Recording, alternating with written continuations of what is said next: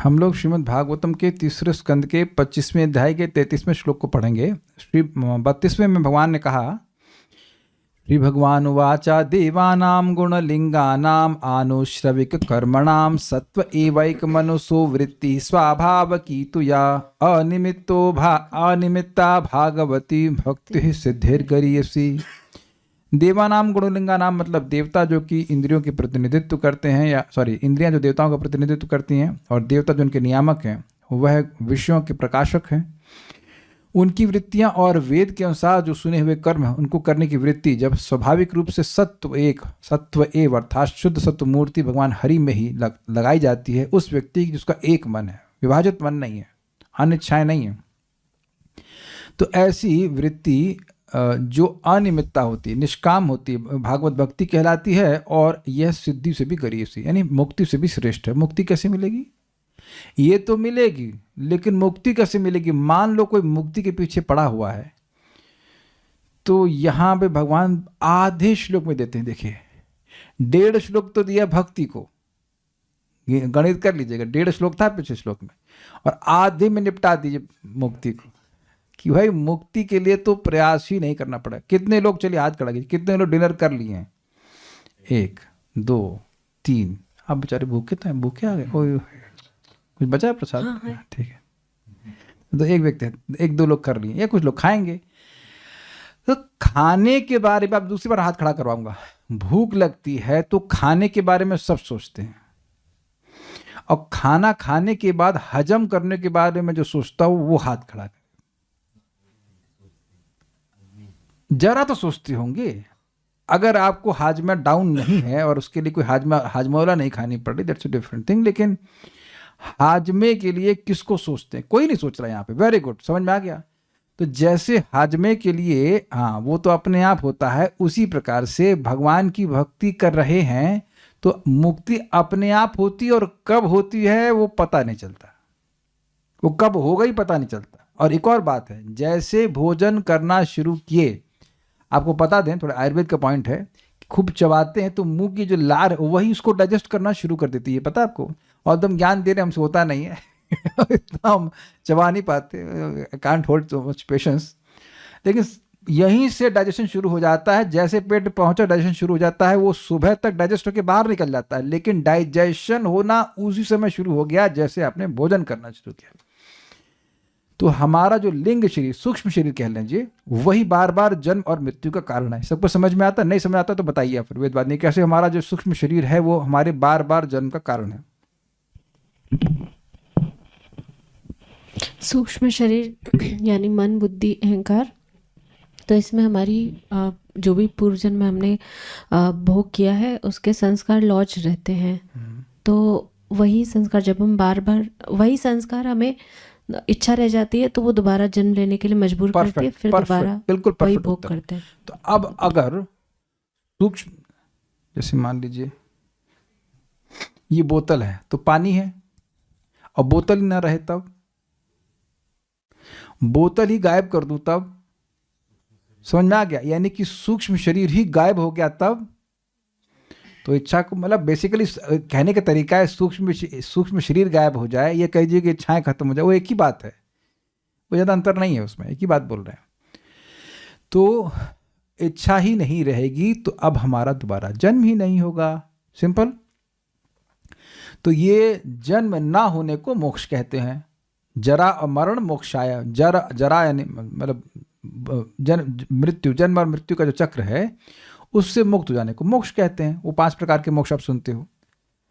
तो अब उसका प्रोसीजर क्या होगा? लिंग शरीर, सूक्ष्म शरीर का नाश। तो सूक्ष्म शरीर का नाश भक्ति करने से अपने आप हो जाता है, अलग से प्रयास नहीं करना पड़ता। ये बात इस श्लोक में कही जा रही है, उसको बहुत डिटेल में समझाएगा, मेरे पीछे समझाया जाएगा। मेरे पीछे बोलिए। जरयत्याशु या कोशम निगृणमनलो यथा। जरयति आशु या कोशम निगीर्णम अनलो यथा। जरयत्याशु या कोशम निगीर्णम अनलो यथा। जरयति आशु या कोशम निगीर्णम अनलो यथा। जरयत्याशु या कोशम निगीर्णम अनलो यथा। जरयति आशु या कोशम निगीर्णम अनलो यथा। जरति आशु या कोशम निगीर्णम अनलो यथा। जरयत्याशु या कोशम निगीर्णम अनलो यथा। आधा श्लोक और व्याख्या देखिए कितनी लंबी है, अब बड़ी इंटरेस्टिंग है। भक्ति जीवात्मा के सूक्ष्म शरीर को बिना किसी अतिरिक्त प्रयास के उसी प्रकार विलय कर देती है जिस प्रकार जठराग्नि खाए हुए भोजन को पचा देती है। तो अब ये बताइए वेदवादिनी कि भोजन करने में प्रयास होता है कि नहीं होता है? माइक में बताइए। होता है प्रभु जी। होता है। और भोजन करने में दुखमय प्रयास होता है कि सुखमय प्रयास होता है? सुखमय ये भी क्लियर हुआ। तुष्टि पुष्टि शुद्ध तुष्टि, आहा हा हा, बहुत अच्छा बना है, बहुत पूरा खाया नहीं उसने, एक और आहा जय हो वाह बहुत अच्छा होता है कि नहीं? अभी खाया था ना, बढ़िया प्रसाद आपने बनाया, वाह वाह वेरी नाइस वेरी नाइस। आप यह क्यों पूछती हैं पहले एक और पे कि नमक कैसा है? बताइए। नमक तेज होगा तो संतुष्टि। वेरी गुड, आज आपने सही उत्तर दिए। क्या खाया आपने आज? This very nice answer, exactly this is what I wanted to hear. यानी कि पहले ही कौर में तुष्टि हो जाती, मैं ये प्रमाणित करना चाहता हूं। समझ में आया कि नहीं आया? पहले कौर में ही संतुष्टि होती है, सॉरी पहले कौर से ही संतुष्टि होना शुरू हो जाती, ये कहना चाहिए। ऐसा नहीं है कि आप भक्ति कर रहे हैं तो 500 करोड़ साल के बाद संतुष्ट होंगे। आप भक्ति में आए ही थे क्योंकि कुछ अच्छा लगा, किसी को नहीं अच्छा लगा तो हाथ खड़ा कीजिए। ऐसा कौन व्यक्ति है जो यहां पे इसलिए आया क्योंकि जो पहली बार भक्ति में आया तो उसे बहुत खराब लगा था? माता जी का रिप्लाई सुनाई नहीं दिया ठीक से, आवाज तो आ रही होगी। इन्होंने कहा कि जैसे ही मैं पहला कौर लेता हूं तो ये पूछती है नमक ठीक है, मतलब पहले ही कौर में प्रश्न हो रहा है कि क्या संतुष्टि हुई कि नहीं हुई। अरे यही नहीं करती हैं आप लोग? नहीं करती हैं कभी? नहीं, कोई माता जी अपने पति को या बच्चों को नहीं पूछती बेटा कैसा लगा, तो खाना खाने के बाद पूछती है जब पूरा डकार मार लिया, या पहले कौर में पूछते हो? मैं ये समझाने का प्रयास कर रहा हूं। This is a very nice दृष्टांत। तुष्टि पुष्टि शुद्ध पायु, सबसे पहले तुष्टि होती है, फिर अगर बहुत कमजोरी लग रही तो फिर शरीर में पुष्टि भी आती है और भूख शांत होती है। तो बात यह है कि भक्ति में जब प्रयासरत है तो दुख नहीं है। मोक्ष के लिए व्यक्ति को बड़ा परिश्रम करना पड़ता है, लेकिन कह रहे हैं कि मोक्ष के लिए ज्ञानियों को बहुत परिश्रम करना पड़ता है, लेकिन भक्तों को परिश्रम करना ही नहीं पड़ता। ये भी नहीं कि थोड़ा करना पड़ता है, करना ही नहीं पड़ता है। जैसे अगर अग्नि स्ट्रांग है तो खाना खाएंगे तो खाना पचने लगता है, वैसे अग्नि अगर मंद भी है तो भी आपको कुछ नहीं करना है, थोड़ी देर में पचेगा, वो अपने आप पच जाएगा, थोड़ा सा 4 की जगह 8 घंटे पच जाएगा। कितने लोग कहते हैं कि प्रभु जी बड़ा थक गए, क्यों? खाना पचा रहे थे। आज तक कभी बोले हैं क्या प्रभु जी खाना पचा रहे थे बहुत थक गए इसलिए नींद आ गई? Don't do that. Now this is very amazing. हमारा प्रयास जो है वो सुखमय है। भगवान की कथा सुनते हैं, नाम जप करते हैं, कीर्तन करते हैं, प्रसाद खाते हैं, सब सुखमय है। सुसुखम कर्तव्यम। और जो परेशान होने वाला काम था वो हमें करना ही नहीं है। तो अब भी कोई व्यक्ति अगर भक्ति को ना स्वीकार करे और ज्ञान मार्ग को स्वीकार करे तो उसे कुछ ज्ञान है? मेरे प्रश्न समझिए आप। सुखमय प्रोसीजर भक्ति का, और जो ज्ञान मार्ग की तपस्या है, वेदांत पढ़ो, ये पढ़ो, वो पढ़ो, वो सब कुछ नहीं पढ़ना है। कोई वैराग्य कुछ अलग से करने की जरूरत नहीं, केवल भक्ति कीजिए। और जो कठिन वाला काम था वो अपने, कठिन मतलब वो जो 1000 तरह की फिलॉसफी समझो, ये करो, वो सब अपने आप हो जाएगा। इच्छाएं सब अपने आप भक्ति देवी गायब कर देंगे, हृदय पवित्र कर देंगी। तो अब बताइए कि कौन होगा जो व्यक्ति ज्ञान मार्ग को स्वीकार करेगा, वो भी भक्ति को छोड़कर? बहुत सुंदर श्लोक यहां पे कहा गया है। यथा अनल, यथा जैसे अनलह निगीर्णम, जठराग्नि खाई वस्तुओं को पचा देती है। देखिए यथा पे बात ध्यान रखिएगा, जब भी दृष्टांत दिया जाता है उसका क्या प्रयोजन होता है। जो चीज एकदम प्रसिद्ध है, जो सबको समझ में आ जाए, उसका दृष्टांत दिया जाता है ताकि जो चीज नहीं समझ में आ रही है वो समझ में आ जाए। जिसका अनुभव नहीं करते हैं लोग, इसके बारे में नहीं जानते हैं, उसको समझाने के लिए दृष्टांत देते हैं। समझ में आई बात? तो जैसे अनल, अनल का मतलब अग्नि होता है, लेकिन यहाँ पे अग्नि का मतलब जठराग्नि। निगीर्णम, खाई वस्तु को पचा देती है, यानी इसमें और पचाने के लिए प्रयास नहीं करना पड़ता है। ये बात सबको समझ में आती है। या उसी प्रकार वह भक्ति, या शब्द उस भक्ति के लिए, कोशम, जीवात्मा के सूक्ष्म शरीर को आशु जरेती, तत्काल बिना किसी अतिरिक्त प्रयास के विलय कर देती। अब एक मन में प्रश्न होगा, अरे अभी तो नहीं हुआ प्रभु जी, अभी जस्ट थोड़ी देर पहले भक्त ने प्रश्न किया, प्रभु जी कभी काम आता है, कभी क्रोध आता है, ये आता है, वो आता है, शोक होता है, भजन तो कर रहे हैं, तो थोड़ा तो वेट कीजिए ना। ये आशु का डेफिनेशन तो रिलेटिव है ना, इस संबंध में थोड़ा समझ लेना चाहिए। महाराज का एग्जाम्पल हमको बहुत अच्छा लगा था। परम पूज्य वृंदावन चंद्र महाराज बता रहे थे कि जल्दी का हिसाब किताब थोड़ा अलग है, एक ही गणित हर जगह नहीं लगेगा। अब कोई कहे कि अच्छा ऐसा करो, जल्दी से पानी गर्म करो, तो वहां जल्दी का क्या मतलब है वेदवाद नहीं? माइक तो ऑन कीजिए। 2-3 मिनट। 2-3 मिनट। और किसी मान लीजिए कि लड़के लड़की की शादी होती है और कहा जाए कि अरे बड़ी जल्दी संतान कर लिया, तो 3 मिनट में कर लिया, तो 3 मिनट में कर लिया, तो वहां पे जल्दी का मतलब है कि मतलब रिलेटिवली जल्दी कर लिया। 9-10 महीने में व्हाटएवर, 1 साल के अंदर संतान हो गया। तो जो मुक्ति अब कई कई जन्मों की साधना के बाद भी नहीं मिलती है, वो अब अगर मान लीजिए कि 1 जन्म में प्राप्त हो जाए तो जल्दी हुआ ना, है कि नहीं? तो इसीलिए, और दूसरा पॉइंट यह भी है कि भक्त अपने जीवन में ही देखता है कैसी उसकी इच्छाओं का लोप होता जा रहा है, उन इच्छाओं का भी जिनका लोप वह चाहता भी नहीं था। आप ये देखेंगे कि भक्ति कर रहे हैं तो कुछ तो इच्छाएं हम चाहते हैं कि छूट जाए, और कुछ चाहते हैं कि ना छूटे, लेकिन भगवान जब छीनते हैं, वो हरि है ना भाई, तो वो हरि मतलब छीनने वाला, तो छीनने वाला पूछ के छीनेगा आपसे। थोड़ा धैर्य से भक्ति कीजिए और नियमित भक्ति कीजिए। आप 1 साल नियमित रूप से श्रीमद् भागवतम को सुनिए और सुबह अपनी चैंटिंग अच्छे से, जितना अच्छे से हो सके उसे करने का प्रयास कीजिए। And then see the result कि कितनी इच्छाएं रहती हैं, कितनी इच्छाएं गायब हो जाती हैं, और कितनी सारी इच्छाएं आ जाती हैं, मतलब कृष्ण भावना वाली। अब ये नहीं कि 2 दिन सुना उसके बाद सोचे अरे हम तो पवित्र क्यों नहीं हुए। This is very powerful. मैं ये चैलेंज के संग कह सकता हूँ, अगर 1 साल आपने नियमित रूप से भागवतम सुना है, इट ट्रांसफॉर्म्स योर लाइफ। एकदम 1 साल तो बहुत ज़्यादा बोल रहा हूँ, इवन 1 मंथ, अगर 1 महीने भी नियमित रूप से आप भागवतम सुने, और पूरा दिन नहीं कह रहा हूँ, केवल शाम को सुने, आपकी बुद्धि चेंज होना एकदम अवश्यम भाव। इट इज भैया ये दवा काम करती ही है, इसको लेते रहना, 110% काम करती है। Bhagavatam is amazing. अगर आप भक्तों का क्रॉस सेक्शन लेंगे तो रेयरली कोई ऐसे मिलेंगे जो रोज श्रीमद् भागवतम को सुनते हों। बहुत कम भक्त आपको मिलेंगे ऐसे। मैं मतलब दीक्षित भक्त हूँ और भक्ति कर रहे, मैं उनकी बात कर रहा हूँ, उसको ऑप्शनल रखते हैं और थोड़ा पढ़ लिए 10-15 मिनट, ऐसे मतलब कोई खास प्रयास नहीं करता समझने का, ऐसे बस।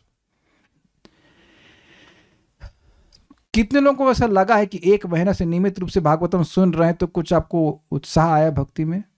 कोई हाथ नहीं खड़ा कर, ठीक है, कोई कस्टमर नहीं यहाँ पे, 1-2 है यहाँ पे, ठीक है, 1 तो चलिए मिली, बड़ी अच्छी बात है, 2, 3, 4 है, वाह वाह वाह, बहुत सारे लोग बोले वेरी गुड वेरी गुड। और आप लोग प्राय सभी लोग, बहुत से लोग तो अब 3रे स्कंद शुरू किए हैं, प्रथम स्कंद तो सुने ही नहीं है। तो इसलिए Shrimad Bhagavatam it works, the whole process of bhakti works. इसलिए ये नहीं सोचना चाहिए कि ये बहुत देर में काम करता है। हो सकता है कि आप सोच रहे हो कि भक्ति धीरे काम करती है, स्पेशली श्रवण कीर्तन। अपनी मम्मी से आप वोट दिलवाएंगे अपने आप को? कोई मम्मी किसी की वोट देंगे कि बहुत धीरे काम करती है, या डरने लग गए कि आप सन्यासी हो जाएंगे, ये हो जाएंगे, घर छोड़ देंगे, फलान ढिमकाना? तो शायद वो तो यही डालेंगे वोट कि आप बहुत ज़्यादा भक्ति कर रहे हैं। तो उम्मीद है कि बात समझ में आ रही होगी, बहुत तीव्रता से कार्य करती है। एक इसमें बात यह भी है, श्रीमद् भागवतम का श्रवण करने से व्यक्ति को यह भी विवेक हो जाता है कि वो अपराध कहाँ कर रहा है। तो अगर अपराध के पॉइंट बंद कर दिए तो भक्ति और तेज काम करती है। तो सब बातें हैं, अब हम लोग देख रहे हैं। देखिए ये एग्जाम्पल समझ में आ गया आपको। इनको एसिडिटी नहीं है, इनको दिखा रहे हैं कि ये फोटो में कि इनका अग्नि प्रदीप्त है तो खाना हजम हो जाता है। सारार्थ दर्शनी बहुत सुंदर टीका है, ध्यान सुनते जाइए। भक्ति का आनुषंगिक फल मोक्ष है। आनुषंगिक की व्याख्या करिए वेदवादिनी। मतलब उस चीज को प्राप्त करने के लिए भक्ति नहीं कर रहे हैं, साइड बेनिफिट। यस, इंग्लिश में कहते हैं अनसॉट रिजल्ट। दृष्टांत गेहूं भूसा, आप तो सूत्र की तरफ था, सही बोल रहे हैं। गेहूं उगाने के लिए व्यक्ति खेती करता है और भूसा बहुत बार जला दिया जाता है, मतलब भूसा चाहिए भी नहीं होता लेकिन भूसा तो मिल ही जाता है। ठीक है, वेरी गुड। यहां जरयति आदि के द्वारा कहा गया है, मतलब भक्ति का आनुषंगिक फल मोक्ष है, यही जरयति आदि के द्वारा कहा गया, अर्थात जो भक्ति लिंग शरीर को जला देती। लिंग शरीर मतलब सूक्ष्म शरीर। और ज्ञान साधना से उत्पन्न मोक्ष से इस भक्ति द्वारा प्राप्त मोक्ष का दृष्टांत के माध्यम से भेद बताते हैं। मतलब पहली बात तो ये कि ज्ञान की साधना में बहुत मरना पड़ता है, तब जाकर के व्यक्ति को मोक्ष मिलता है, और वो उस मोक्ष में व्यक्ति को दिव्य इंद्रियां नहीं मिलती हैं। लेकिन भक्ति करके जब व्यक्ति को भक्ति कर रहा है, शुद्ध भक्ति कर रहा है, तो अब वो जो मोक्ष मिलेगा उसमें उसको दिव्य शरीर, दिव्य इंद्रियां मिलेंगी, जिससे भगवान की सेवा करेगा। अंतर आ गया दोनों में। ज्ञान की साधना से व्यक्ति को सायुज मुक्ति मिलती, उसमें बाकी इंद्रियां नहीं मिलती उसको। निगीर्णम आदि द्वारा, इस श्लोक के द्वारा, अर्थात पेट में स्थित अग्नि जैसे खाए हुए अन्न आदि को पचा देती है। यहाँ जठराग्नि शरीर पोषण के लिए खाए हुए अन्न के केवल आसार अंश को ही पचाती है, मतलब जिसमें कुछ दम नहीं है। ऐसा नहीं है कि जो पेट की अग्नि है वो विटामिन, प्रोटीन उस सब को खत्म कर दे। क्या समझ में आया? बायोलॉजी इसको पढ़े हैं तो समझ में आता होगा भाई। अब चलो बायोलॉजी हम पढ़ा दे रहे, सिंपल। आंवले में बहुत विटामिन सी होता है, फर्स्ट क्लास। तो आंवला हजम हुआ, तो आंवला हजम हुआ तो उसमें जो आसार है वह तो नष्ट हो गया, लेकिन सार वस्तु जो विटामिन है वह भी अगर खत्म हो जाएगा तो मिलेगा क्या आपको? कुछ समझे कि नहीं समझे आप? उसमें जो सार वस्तु है वो तो नष्ट नहीं होती है ना। Is it sinking? कुछ समझे कि नहीं समझे आप? भाई किसी चीज में विटामिन होता है, प्रोटीन होता है, कैल्शियम होता है, वही अगर जठराग्नि नष्ट कर देगी तो आप जियोगे कैसे? बहुत सुंदर है। तो यानी कि जो काम वाली चीज है उसको तो रख लेती है अग्नि, और जो काम वाली चीज नहीं है उसको नष्ट कर देती है। आपको घुमाएंगे नहीं, आपको सीधी बात है। जो हमारा भौतिक सूक्ष्म शरीर वो काम का है नहीं, वो थर्ड क्लास है, उससे बार बार जन्म हो रहा है। लेकिन जो हमारा स्पिरिचुअल बॉडी वो काम का है, वही काम की चीज है, तो स्पिरिचुअल बॉडी को प्रकट कर देती है, और जो सूक्ष्म शरीर है, मटीरियल सूक्ष्म शरीर, उसको खत्म कर देती है।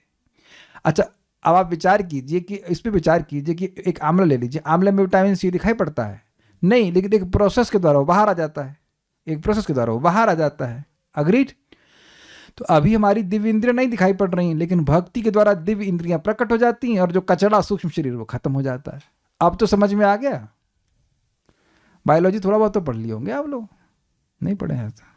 ऐसे लोग रहा कि इंजीनियरिंग के बाद बायोलॉजी भी पढ़ाना शुरू करेंगे। अब बायोलॉजी अभी तक तो इंजीनियरिंग एग्जाम्पल दिया करता था, बायोलॉजी एग्जाम्पल दे रहे हैं। बीकॉम का नहीं दे पाऊंगा, मुझे बिल्कुल जानकारी नहीं उसके बारे में। आसार अंश को ही पचाती है, परंतु सार अंश से, उसमें जो शक्ति है, मतलब जो पोषण देने वाली शक्ति, उससे प्राण, इंद्रियां आदि तथा 7 धातुओं रस, रक्त, मांस, मेद, अस्थि, मज्जा और शुक्र, ये सब पुष्ट होते रहते हैं। भाई ये सबको समझ में आ गया? Everyone is with me on this point? भोजन का जो सार है वह तो आ जाता है, उसको नष्ट नहीं करती है। जो असार है, जो मल के रूप में बाहर निकल जाता है, वो सब पच जाता है और बाहर निकल जाता है, खत्म हो गया। ये सब पुष्ट होते रहते हैं। जिससे ओज यानी प्राण शक्ति यानी कि शरीर की शक्ति, कार्य करने की शक्ति, और सह अर्थात मनोबल तथा शारीरिक बल युक्त शरीर पुष्ट रहता है। ठीक है। उसी प्रकार भक्ति माइक शब्द आदि और उनके करण, कर्ता आदि असार अंशों को ही नष्ट कर देती है। मतलब जो शब्द रूप रस गंध आदि को ग्रहण करने की प्रवृत्ति है, जो माया के उत्पादन है, उसको भक्ति नष्ट कर देती है। यहां पर आप लोग आए हो भगवान की बात सुनने के लिए ना, तो स्वाभाविक सी बात है कि इस समय कान केवल भगवत संबंधी बात सुनना चाहते हैं। तो फिल्म की बात या पॉलिटिक्स की बात सुनने की इच्छा खत्म हुई कि नहीं हुई? कानों की प्रवृत्ति होती है ना कि वो पंचायत करने की, सुनने की इच्छा, यहाँ ये हुआ, वहाँ वो हुआ, ऐसा हुआ वैसा हुआ। तो ये जो सुनने की इच्छा है, ये दोबारा जन्म देने का कारण बनती है कि नहीं बनती है? ये नष्ट हुई कि नहीं हुई? नहीं हो गई, हो गई नहीं हो गई, हो गई, एटलीस्ट कुछ तो हुई। भगवान की बात सुनने का आग्रह है तब ना पाए, इज इट नॉट? तो भगवान की बात सुनने का आग्रह आ रहा है, और जो असार चीज है, जो फालतू की बातें, वह सुनने की बात, वो सुनने की प्रवृत्ति समाप्त हो रही। सिंपल। यहां तक कि अगर पूर्व के अभ्यास से दुनिया की बात सुनने का अभ्यास भी करें या प्रयास भी करें, तब भी अब उसमें कोई दम नहीं लगता। तो इससे इंगित हो रहा है कि माइक शब्द रूप रसगंध में रुचि समाप्त हो रही है। हम बोले जा रहे हैं या किसी को समझ में भी आ रहा है? सुमन नामदेव माता जी, समझ में आ रहा है मैं क्या कह रहा हूं? नहीं समझ में आ रहा है? आ रहा होगा। I think it's very easy. देखिए, ये आपका एक्सपीरियंस ही बोल रहा है, नहीं तो आप में से कोई व्यक्ति यहां क्लास में नहीं आते। जिसका भौतिक शब्द सुनने में रुचि है, वो क्लास में क्यों आएगा? वो भी स्वेच्छा से, बिना किसी के पकड़ने पर। अग्रीड? इसको प्रभुपाद जी समझाते हैं कि भगवान का नाम, हरे कृष्ण मंत्र सुनते हुए व्यक्ति की ऐसी प्रवृत्ति हो जाती है कि धीरे धीरे वो कोई भौतिक शब्द सुनना नहीं चाहता है।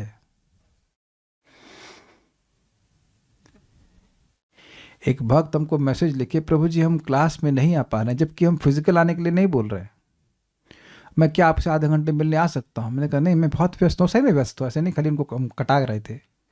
लेकिन अब आप उनके पास अगर वो इतने व्यस्त हैं कि जूम पर भी आने का समय नहीं है, तो मैं रूम पे आने के लिए समय कैसे दे दूं? यानी कि कथा सुनने की इंक्लिनेशन बहुत कम है ना? Without any offence to him, but मैं डायग्नोज कर लेता हूं कि कथा सुनने की प्रवृत्ति बहुत कम है। तो यहां पे आकर मुझसे भागवत सुनेंगे, और जब जब जब सुना रहा हूं प्रोग्रामिंग करके, मतलब आयोजन करके, तब नहीं आ रहे हैं, फैमिली ऑब्लिगेशन व्हाटएवर। तो यहाँ पे आकर मुझसे भागवत सुनेंगे, वो दो अपनी वही कुछ कहानी कुछ बोलेंगे, हमको पता नहीं क्या बोलेंगे, लेकिन it will definitely not be जरयति आशु कोश निग्रीनो अनुल, it will not be a shloka from Bhagavatam, definitely not. और मैं बहुत सतर्क हूं इस मामले में, क्योंकि मेरी बुद्धि है सोचने वाली। कोई कुछ बोल देगा, फिर मैं सोचना शुरू करूंगा उसके बारे में, and I am helpless about it, इसलिए हम वो बात सुनना ही नहीं चाहते। उससे अच्छा हम भागवत पे सुने ना, सोचे ना। क्योंकि जितना ध्यान दीजिएगा कि जो बुद्धि भागवत में लगेगी, वो बुद्धि आपको मुक्त कर देगी। ज़्यादा नहीं समझ सकते तो इतनी बात समझ लीजिए, जो बुद्धि भागवत के शब्दों को समझने में लगेगी, वो अब मुक्त कर ही देगी। हम पहले पढ़ चुके हैं आचार्यों की टीका में, बिल्कुल आप अपने आप देख लीजिएगा। You become absolutely disinterested in this world. वो देखने लगता है ड्रामेबाजी हो रही है, कुछ नहीं हो रहा है। दोपहर में रेस्ट करी, मैं उठी तो उन्होंने कहा प्रभु जी आप मुझसे गुस्सा है। हमने कहा क्यों? हमने कहा तो आराम से खुश तो कहते नहीं, आप सपने मुझे डांट रहे थे। हमने कहा अरे भाई खुश रहो, नहीं डांट रहे हैं, भूख लग रही है बनाओ। So you see that's how it is, this world is like a dream. जितना भागवत सुनेंगे उतना समझ में आ जाएगा कि उमा कहूं मैं अनुभव अपना, और सत हरि भजन जगत सब सपना, सब सपने देख रहे हैं यहाँ पे। तो ये माइक शब्द रूप रसगंध नष्ट हो जाएंगे, मतलब क्या फिल्मी गाने नहीं बजेंगे? बजेंगे, लेकिन आपके कान में नहीं बजेंगे, यू वोंट बी इंटरेस्टेड। ये बात है। जो कानों की प्रवृत्ति है ना, शब्द सुनने की, आंख से देखने की, वो सब खत्म कर देगी भक्ति। अब मान लीजिए कि कोई कहे कि भाई अभी तो हमारे बची हुई है, तो बस वैसे ही समझ लीजिए कि एक कौर खाया है, तो उससे मान लीजिए कि 20% भूख खत्म हुई है, तो 80% बाकी है। तब और कौर खाएंगे तो जैसे जैसे कौर खाते चले जाएंगे भूख समाप्त होती चली जाएगी। बिल्कुल बिल्कुल शांत भाव से भक्ति कीजिए। अगर कुछ भोग वासना बाकी है वो इसलिए क्योंकि भक्ति की कमी है। जैसे भक्ति बढ़ती चली जाएगी वो अपने आप सारी वासना को नष्ट कर देगी। Is it okay?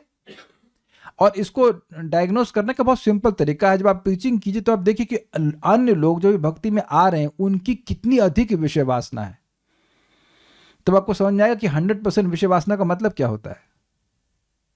उधर आप देखेंगे कि आप सपने में भी नहीं सोचते वो सब बातों को करने के लिए। जिसको लोग छोड़ने की स्प्रिया नहीं कर रहे हैं वो आपके मन में उदित भी नहीं हो रही है। मैं खोल खोल के नहीं बताना चाह रहा हूं, खाली सिद्धांत बात मैंने बोल दे रहा हूं। Is it okay? सो इससे फेथ आता है कि भाई हम ठीक हो रहे हैं। Is it not? और हम भी ऐसे मतलब एटलीस्ट कुछ हद तक हम लोग सब लोग भक्ति के पहले ऐसे थे। तो भक्ति माइक शब्द आदि और उनके कारण अब ये इंटरेस्टिंग है। चलो भाई शब्द को नष्ट कर देती है लेकिन कान भी काट देती है। क्या कान कट जाता है भक्ति करने से? नहीं, लेकिन कानों की जो प्रवृत्ति है उसको नष्ट कर देती है। और कर्ता जीवात्मा भी नष्ट हो जाता है। नहीं, कर्ता नष्ट नहीं होता है लेकिन कर्ता की जो प्रवृत्ति है वो नष्ट हो जाती है। That's a point. जीवात्मा को थोड़ा नष्ट कर देंगे। करण मतलब इंद्रियां और कर्ता मतलब करने वाला। अच्छा एक चीज बताइए, हम यहाँ हाथ नहीं खड़ा करेंगे। हो सकता हो यहाँ पे कोई व्यक्ति शराब पीता रहा हो, हमने हाथ नहीं खड़ा करना। तो अब आप नहीं पी रहे हैं ना, तो वो शराब पीने वाला खत्म हो गया कि नहीं हो गया? पिक्चर देखने वाला हो सकता हो किसी को शौक हो, अब वो पिक्चर देखने वाला खत्म हो गया कि नहीं खत्म हो गया? हो सकता है एक आध दो लोगों को ये आक्षेप भी हो गया, यार तुम तो हमारे लिए मर ही गए हो। आया ऐसे? हाँ, तो ये हो गया ना। ये कर्ता आदि उस कर्ता को भी नष्ट कर देता है। इन असार अंशों को ही नष्ट कर देती है, परंतु सार अंश रूप भगवत संबंधी शब्द आदि तथा अप्राकृत ऐसी इंद्रियों को कभी भी नष्ट नहीं करती। This is very very nice. Bhagavad Gita में क्या सुना था आपने? सुपर सेंसेस का वाला श्लोक क्या है? सुखम आत्यंतिकम यत्तद बुद्धि ग्राह्यम अतीन्द्रियम वेत्ति यत्र न चैवायम स्थितः चलति तत्पतः। भगवत गीता के 6 अध्याय में आप ढूंढ लेना जहां पे भी श्लोक है। व्यक्ति अपने सुपर स्पिरिचुअल सेंसेस के द्वारा आध्यात्मिक सुख का अनुभव करता है। सुखम आत्यंतिकम यत्तद, आत्यंतिक सुख मतलब जो उसकी प्राप्ति हो और वो नष्ट कभी ना हो, वो बढ़ता चला जाए, उसको आत्यंतिक सुख कहते हैं। तो सुखम आत्यंतिकम यत, जो आत्यंतिक सुख है उसको, तद सुखम आत्यंतिकम यत्तद बुद्धि ग्राह्यम अतीन्द्रियम, अति इंद्रिय से। वहां प्रभुपाद समझाते हैं कि यहां अति इंद्रिय लिखा है मतलब स्पिरिचुअल सेंसेस, यानी कि आत्मा के स्पिरिचुअल सेंस होते हैं जिससे वह आध्यात्मिक सुख का अनुभव करता है। कुछ समझ में आ रहा है ना बात? तो ऐसे आध्यात्मिक इंद्रियों को भक्ति नष्ट नहीं करती है। जानबूझकर पॉज किए कि क्या समझे। इस समय जो हमारी अवस्था है वो ये है कि जीव के ऊपर करताल रख दी है। वो करताल है अविद्या की, और कहें चल रसगुल्ला चाटो, तो रसगुल्ले का टेस्ट नहीं आता है। मतलब मोटा मोटा उदाहरण दे रहा हूं। लेकिन भक्ति करते करते भक्ति देवी अविद्या को हटा देती है, तो जो हमारे रियल सेंसेस हैं वो भगवान की सेवा का संपर्क प्राप्त करते हैं और वास्तविक सुख का अनुभव करते हैं। सबको समझ में आ गया? भगवत संबंधी शब्द मतलब भगवान की कथा प्रकट ही करती है, भगवान का नाम, भगवान की कथा, भगवान का रूप, ये सब में क्या सुख है वह सब प्रकट कर देती है। भक्त्या संजातया भक्त्या। अभी आप श्याम सुंदर को देखते हैं, एक अच्छा लगता है, लेकिन जो शुद्ध प्रेम में स्थित व्यक्ति है वो भगवान को देखेगा तो अलग अनुभव होगा कि नहीं होगा? I think it's very very clear कि जो एक भगवान की भक्ति है वह आध्यात्मिक इंद्रियों को प्रकट करके आध्यात्मिक विषयों को प्रकट कर देती है। भाई आप लोगों का भागवतम का एप्रिसिएशन वही है जो आपने पहली बार सुना था। जब आपने पहली बार भागवतम सुनी थी या भगवत गीता सुनी थी, उतना ही आप समझ रहे हो या कुछ और अधिक समझ रहे हैं? तो कुछ एप्रिसिएशन बढ़ नहीं रहा है आपका। एक भक्त बता रहे थे कि 21 बार महामंत्र से शुरू किया था, अभी भी 21 ही बार बोलते हैं ना। कहाँ है? देख तो ले जरा एक बार उनको। हाँ हाँ दिख गए। तो आप भी 21 ही बार बोलते हैं ना। अब तो मुस्कुरा रहे हैं आप। नहीं 21 में कैसे काम चलेगा? ये मन में आ रहा है ना, 21 में कैसे काम चलेगा? क्यों निछावर है क्या ये? 21 बार बोलने से कैसे काम से? 16 तो अलग, 16 माला तो करेंगे। फ्रॉम 21 मंत्रस टू 1700 मंत्रस पर डे, है ना, 1728 मंत्र पर डे। इससे में कम में तो आप मानेंगी? अरे कुछ गर्दन तो हिलाओ, मान जाएंगे कि हम कहते कल से 8 माला करना? नहीं ना, कुछ फैक्टर जोड़ लीजिए। 1728 को डिवाइड कीजिएगा 21 से, नीचे तो 28 भी रही है, तो कितनी बड़ी भक्ति हो गई। कहीं 21 मंत्र, आप कितने करने लगे अभी? 4 माला। तो भी इंप्रूवमेंट हुआ कि नहीं? आप पहले दिन से 4 माला कर रहे थे। तो आप देख सकते हैं कि जैसे जैसे इंद्रियां शुद्ध होती जाएंगी, भक्ति का सुख जो भगवान की सेवा से प्रकट होता है वो और प्रकट होता चला जाएगा। तो भक्त, हमने सिर्फ बात 100 की सीधी बात यह है कि भक्ति करने से भौतिक सूक्ष्म इंद्रियां तो नष्ट हो जाएंगी, लेकिन आध्यात्मिक इंद्रियां प्रकाशित हो जाएंगी। क्लियर हो गया? ये बात हम पे कह रहे हैं। लेकिन जो ज्ञान मार्ग में से मोक्ष मिलता है उसमें क्या होता है? भौतिक इंद्रियां नष्ट हो जाती हैं, लेकिन आध्यात्मिक इंद्रियां भी प्रकाशित नहीं होती। आई वोंट से कि नष्ट हो जाती, कि आत्मा नष्ट नहीं होता है, लेकिन आध्यात्मिक इंद्रियां प्रकट नहीं होती। इसी कारण से वे भक्ति का सुख अनुभव नहीं कर सकते। कर रहे होते तो भक्ति करते ना। अंतर समझ में आ गया दोनों में? ठीक है।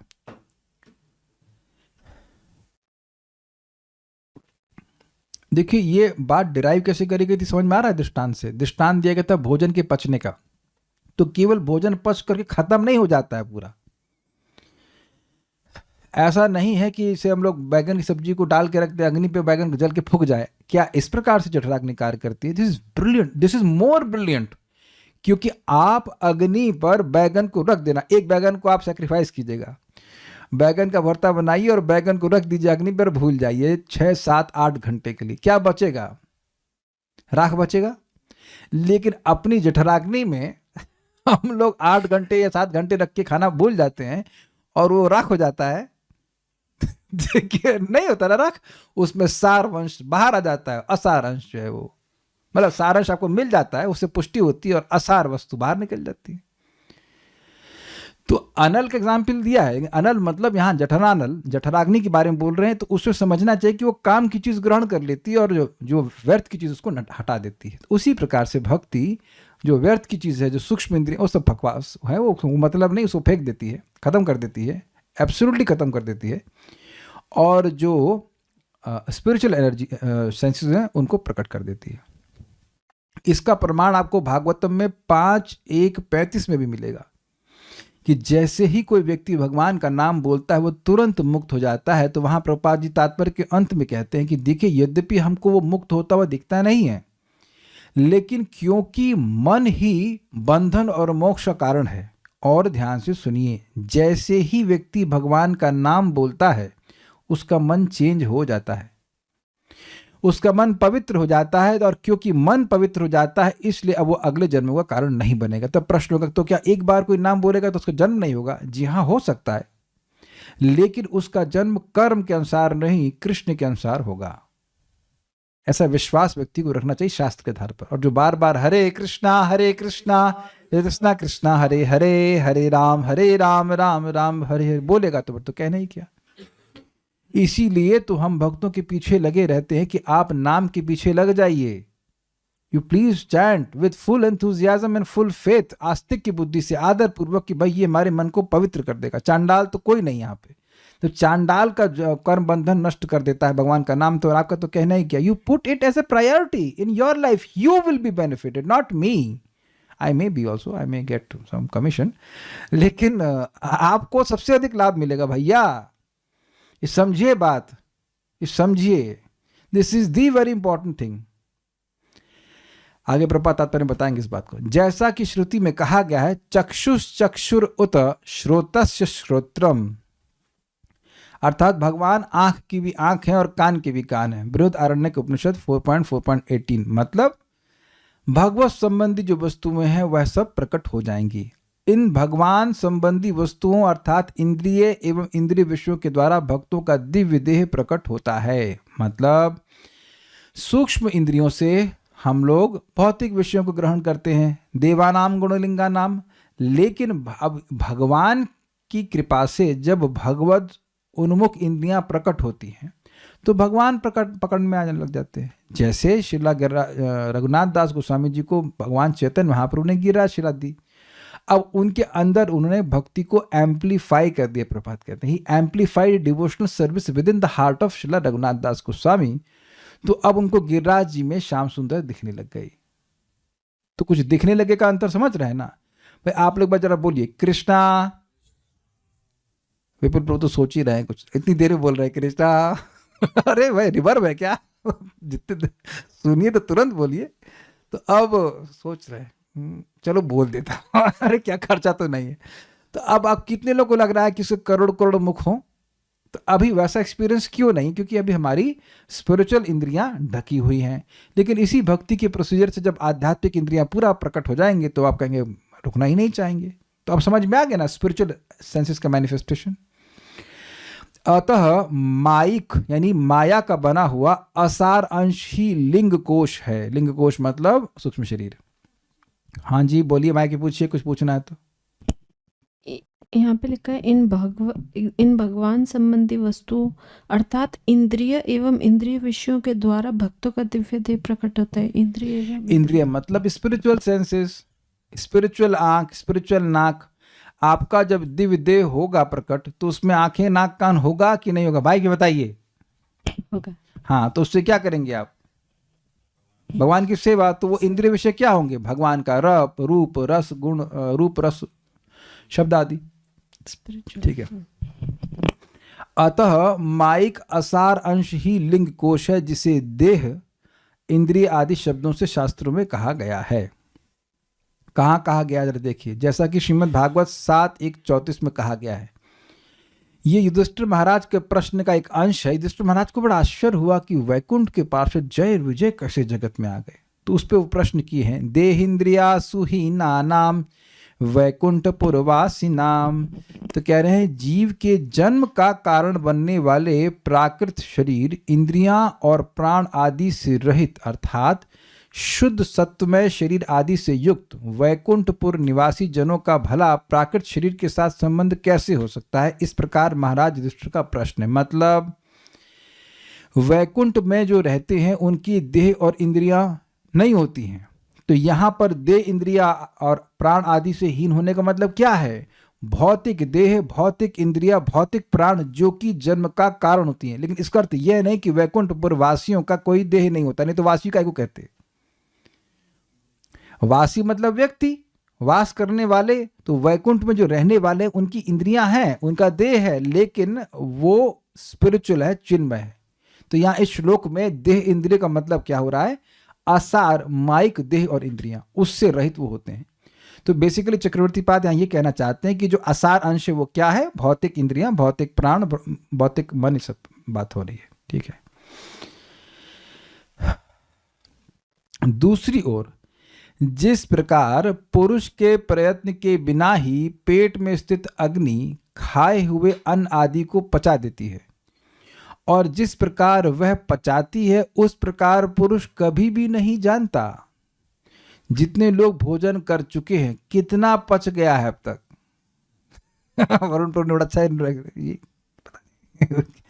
अच्छा पच रहा है। हाँ हो ही रहा होगा, विश्वास है। Automatic, this is nice. उस प्रकार पुरुष कभी भी नहीं जानता कि कैसे पच रहा है। उसी प्रकार मोक्ष के लिए कोई प्रयत्न ना करने पर भी, एब्सोल्युटली नो एफर्ट, श्री भगवान के नाम आदि का श्रवण कीर्तन आदि, मतलब श्रवण कीर्तन स्मरण आदि जो कुछ भी है, जो नित्य अनुष्ठान करता है। नित्य मतलब वंस इन अ मंथ। अरे भाई सही बोल रहे हैं, हर चीज में गलती आप निकालेंगी। कोई तो बात सुबह से मानी नहीं आपने, एक तो बात मान लीजिए। वंस इन अ मंथ होता है। तुंगी विद्या माता जी, अरे अभी बच्ची हैं पता नहीं, आके बोलना चलो एवरीडे भक्ति थोड़ा होती है। तो देख लीजिए लिखा क्या है, जो रोज जप करता है, जुम्मा क्या कहते हैं वो, फ्राइडे की नमाज पढ़ेंगे तो काम नहीं बनेगा। समझ रहे हैं बात? हर दिन नमाज पढ़नी होती है, हर दिन भजन करना है, तब ऐसा अनुभव करेंगे। और ये कोई परिश्रम तो ही ना है, सुबह उठिए चैंटिंग करिए, काम खत्म। भागवत में बैठी, अभी कौन परिश्रम कर रहा है? परिश्रम तो मैं कर रहा हूँ। नॉट पढ़ा, समझा, अनुवाद किया, ये किया, जा करके आप सुना रहे हैं। आप लोग बैठे बैठे मुस्कुरा रहे, सुन रहे, क्या परिश्रम है बताइए? ठीक है, हमें तो भैया वो लोग स्पेशल चाहिए जो रिटायर हो गए हैं। मतलब जिनको अब और कोई काम नहीं, बस भगवान की बात सुनिए। मुझे पता है कि एकदम मरते समय भी कोई भगवान का नाम बोला है तो भगवान की प्राप्ति कर लेगा। और जो रिटायर हुआ उसके पास तो 20 साल है। Is it not? एटलीस्ट 20 साल है। अब बाकी लोग जो बहुत व्यस्त है वो भी आ जाएगा, हमें आपत्ति नहीं है, लेकिन लेकिन हमें कोई मतलब है, अगर आपके पास रिटायरमेंट का टाइम, मतलब बेसिकली शाम को क्लास सुनने का टाइम है, तो I am most welcome, you are most welcome. आइए, रोज सुनिए, रोज जप कीजिए। ठीक है, कहाँ थे? नित्य अनुष्ठान करता है, आदराद अनुदिनम, रोज रोज करे, बड़े आदर पूर्वक करेगा तो उसको रुचि हो जाती है। उनके माधुर्य के आस्वादन में मग्न भक्त जन को श्री भक्ति देवी संसार से मुक्त कर देती हैं। मतलब वह तो इसमें लगा हुआ है कि भाई कथा का रस कैसे मिले, वो तो इसमें लगा हुआ है कि नाम का रस कैसे मिले, और प्रसाद का रस तो मिल जाता है, उसके लिए प्रयत्न करना नहीं पड़ता है। तो वो तो रस के चक्कर में है, वो मुक्ति के चक्कर में नहीं है, लेकिन मुक्ति उसको अपने आप मिल जाती है। समझ रहे हैं बात? मैंने कई बार एग्जाम्पल दिया कि जैसे मान लीजिए गर्मी है, तो अब यहाँ एसी लगा हुआ है, तो एसी चल रहा है, तो व्यक्ति जो क्लास सुनने के लिए आ रहा है उसका फोकस क्लास सुनना है, वो एसी की हवा लेना नहीं। लेकिन एसी को सबसे पहले लगती है, क्लास तो बाद में शुरू होती है, एसी की हवा ठंडक पहले ही मिल जाती है। पहले से व्यवस्था की कि कम से कम ठंडे हो जाए, मतलब चिल हो जाए, आराम से क्लास सुने। Is it okay? ठीक है। तो अब कोई व्यक्ति जो चीज अपने आप मिल रही है, अब बहुत सुंदर विचार है, जो चीज अपने आप मिल रही है उसके लिए चिंता करना बेवकूफी है कि इंटेलिजेंस है? जल्दी से बोलिए, बेवकूफी है। इसीलिए भक्ति में आने के बाद अगर कोई मुक्ति के चक्कर में पड़ा है तो वो एक नंबर का जो है, आप फिलिंग द ब्लैंक्स कर लीजिएगा, ही इज एक्चुअली फुलिश। भक्ति करके भक्ति प्राप्त करने का प्रयास करना चाहिए। दैट इज, बहुत बड़ा पेमेंट कर रहे हैं, भक्ति कर रहे हैं, तो यही चाहना चाहिए कि मेरी भक्ति बढ़ जाए। ये सब चिल्लर चीजें तो अपने आप मिल जाती हैं। ठीक है, तो ये बात है। पर भक्त यह नहीं सोचता कि किस प्रकार कब मेरी मुक्ति हुई, वह तो इसका अनुसंधान भी नहीं करता। ये क्या मतलब होता है? अनुसंधान मीन्स है, और आप मुझे लग रहा था आप ये सोचेंगे, रिसर्च नहीं, कॉन्शियस, परवाह भी नहीं कर रहा। अच्छा शब्द, परवाह भी नहीं करता। He is not even aware कहना चाहिए। अनुसंधान मतलब अवेयर भी नहीं होना। अच्छा मुक्त हो गए, अच्छा मुक्त हो रहे हैं, he is not, it doesn't care about that, ये बोल रहे हैं। उसका ध्यान ही नहीं जाता कि मुक्त हुए या नहीं हुए या क्या। अब वेदवादी जब आप माला बनाती हैं तो मुक्ति के बारे में तो सोचती होंगी आप? नहीं सोचती, is it not? Natural you think about how we can make best garland for Krishna. जो भोजन बनाते हैं, क्लास करते हैं, जो भी हम लोग कुछ कर रहे हैं भक्ति में, हमारा फोकस क्या रहता है? हम इसको कैसे अच्छे से अच्छा कर सकें। तो ये सायुज मुक्ति कब मिलेगी, कब हम उसमें घुसेंगे, वो सब सोचते हैं आप? तो अब सोच लीजिए कि मुक्ति का स्टेज कितना हाई है। नहीं, मैं गलत नहीं बोल रहा हूं, ये व्याज स्तुति है। मैं कह रहा हूं कि मुक्ति का स्टेज कितना हाई है। लैंग्वेज नहीं समझ रहे हैं आप, व्याज स्तुति है। मतलब जिसको भक्त देख भी नहीं रहा है, स्पेशली लोग सन्यास लेकर के ज्ञान मार्ग में आएंगे ही, अब सन्यास लेंगे, उससे पहले ज्ञान मार्ग में आ नहीं सकते। उसके बाद मुक्ति के लिए वो एस्पायर कर रहा है, और यहाँ सामान्य गृहस्थ है, जो कोई भी भगवान का नाम जप कर रहा है, भगवान को भोग लगा रहा है, प्रसाद पा रहा है, भगवान के कीर्तन में नाच रहा है, वो मुक्ति की तरफ देख भी नहीं रहा है। तो आप समझ लीजिए कि जो मुक्ति के एस्पिरेंट हैं, उनकी इच्छा, उनकी जो स्टैंडर्ड है वो कितना हाई है। कितना हाई है समझ में आ रहा है? कितना हाई मतलब अत्यंत निम्न है। इसीलिए बोला गया है कि तार मध्य मोक्ष वांछा कैटब प्रधान, जहां होते कृष्ण भक्ति हो अंतर्ध्यान। मोक्ष सबसे बड़ी चीटिंग है जीवात्मा के लिए, और अगर कोई ऐसी इच्छा से युक्त होता है तो उसको भक्ति नहीं मिल पाती है, गायब हो जाती है।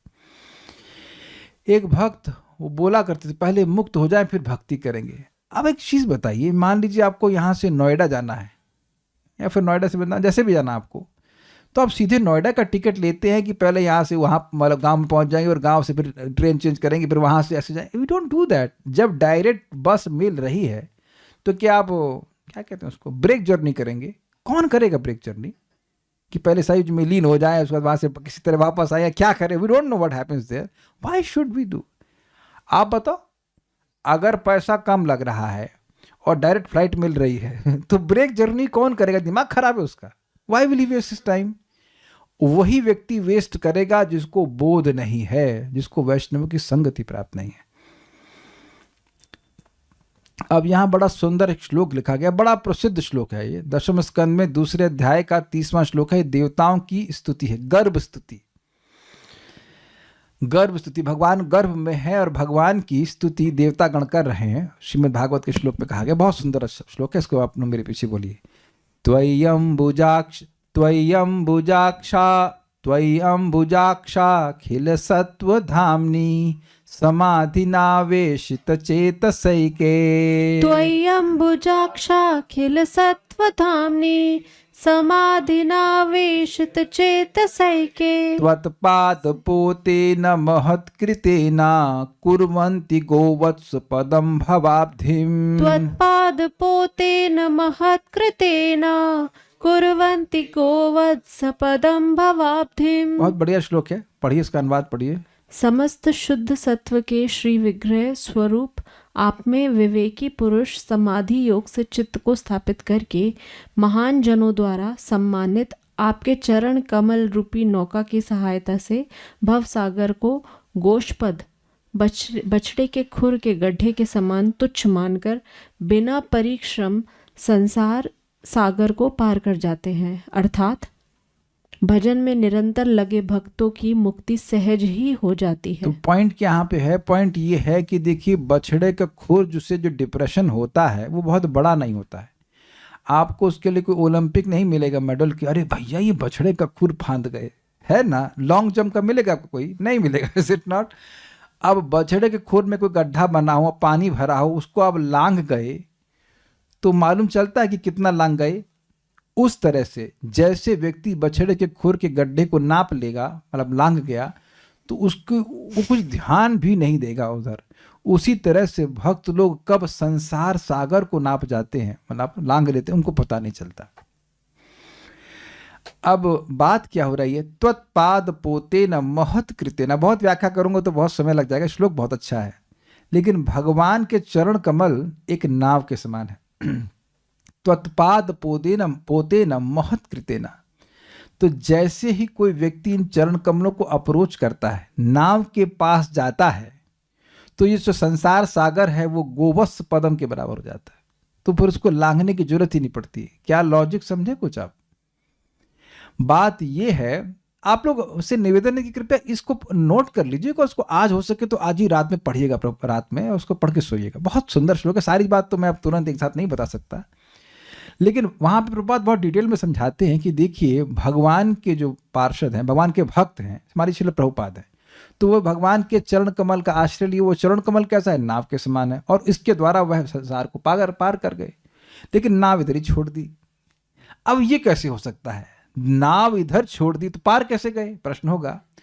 तो वहां बताया गया है बहुत सुंदर तरह से कि जब भक्त भगवान के चरण कमल को अप्रोच करता, he take shelter of the lotus feet of Krishna by the process of bhakti करके, तो उस चरण के प्रभाव से जो पूरा जगत है, संसार है, वो कैसा हो जाता है? गोवत्स पद, छोटा हो जाता है। तो अब उसको लांघने के लिए तो अब नाव की जरूरत नहीं है, तो इस कारण से वो लांग जाते हैं, लेकिन नाव यही रह जाती है। नाव यहाँ पे छोड़ जाने का मतलब है कि आचार्यगण हम लोगों के लिए श्रवण कीर्तन की प्रक्रिया को छोड़ जाते हैं। कैसे लांघना चाहिए, कैसे भगवान के चरण कमल की शरण लेनी चाहिए, कुछ समझ पा रहे हैं भाई? आप लोग को पता है ना हरे कृष्ण मंत्र कैसे करना है, भागवतम कैसे सुनना है, ये सब आचार्यों की जो टीका है वो क्या है, वो छोड़ा गया ना हम लोग के लिए। तो ये सब लिख कर भागवत विचार करके वो चले गए भगवान के पास, लेकिन हमारे लिए छोड़ गए सारा कुछ। ये बहुत सुंदर सिस्टम है, ताकि हम लोग भी पढ़ करके चले जाएं और हम लोग भी छोड़ दें कुछ भक्तों के लिए, आगे के भक्तों के लिए। That is our service also. मैं जानबूझ के इस पर बहुत विस्तार नहीं कर रहा हूं, अब जब आएगा समय तो हम पढ़ेंगे, लेकिन अभी आप लोग से निवेदन कि 10.2.30 को होमवर्क की तरह लेकर कम से कम पढ़ लीजिएगा। प्रभुपाद जी का तात्पर्य बड़ा सुंदर है। तो खैर यहाँ पे श्लोक इसलिए कोट किया गया ताकि समझाया जाए कि भक्तों को पता ही नहीं चलता कि मुक्त कब हो गए। ठीक है, यहाँ जैसे मार्ग पर चलने वाले पथिक को गोष्पद लंघन का कोई विचार ही नहीं होता, ये समझे बात। बछड़े के खुर को कितना लांघ गया उधर ध्यान नहीं रहता है, फिर भी वह सहज ही उसे पार कर जाता है। उसी प्रकार अनुसंधान न करने पर भी भक्त भक्ति के प्रभाव से मुक्ति प्राप्त कर लेता है। क्लियर है?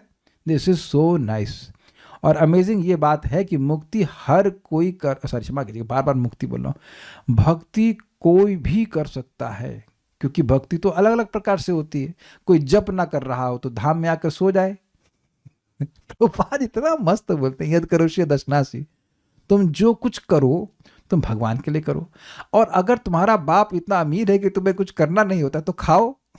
प्रभुपाद कहते हैं if you can't do a things for Krishna you eat for Krishna. भगवान को भोग लगाओ और खाओ, उससे भी तुम मुक्त हो जाओगे।